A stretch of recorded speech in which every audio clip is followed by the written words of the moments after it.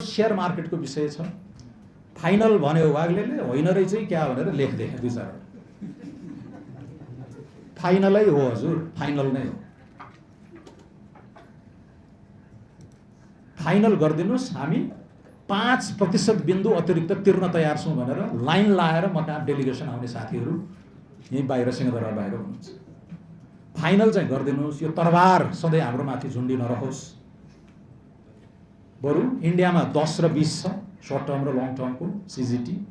हामी कहाँ 5 लाई 10 नै पुर्याइदिने हुन्छ, 10 लाई 7.5 लाई 12.5 15 नै पुर्याइदिए पनि हुन्छ। तर यो अनिश्चितता, यो भय चाहिँ हाम्रो भयको बादल हटाइदिनुहोस् भनेपछि हामीले बडो उदारतापूर्वक 5 लाई जम्मा 7.5, 7.5 लाई जम्मा 10% गरेर फाइनल सिल्ड डन।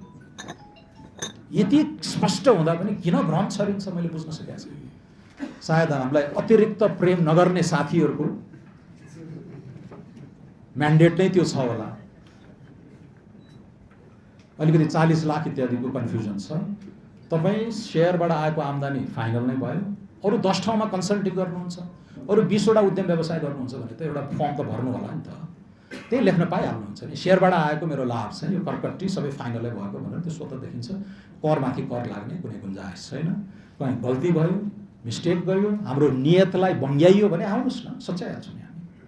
तर त्यहाँ कुनै प्रस्ट्याउनु पर्ने आधार छैन। आफै जानी यसलाई मिसइन्टरप्रेट गरेर पत्रिकाका मसीहरू पनि नभन, मैले त अब कम्प्युटर डिजिटल पत्रकारिताका बाइट्सहरू खर्च नगरिदिनु हुन म हार्दिक अनुरोध गर्छु।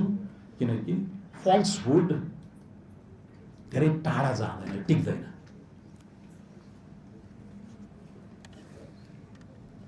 अब अन्य कुराहरू छन्, यो रूपान्तरणकारी यताउता भन्ने छ। यसपालि हाम्रो अब मैले संक्षेपमा चाहिँ अर्थतन्त्रमा बिग ब्याङ, पूर्वाधारमा बिग पुश, सुशासनमा बिग हिट भनेको छु। यो बजेटको क्यारेक्टर वाचापत्रमै टेकेर यी कुराहरू गरिएका हुन्।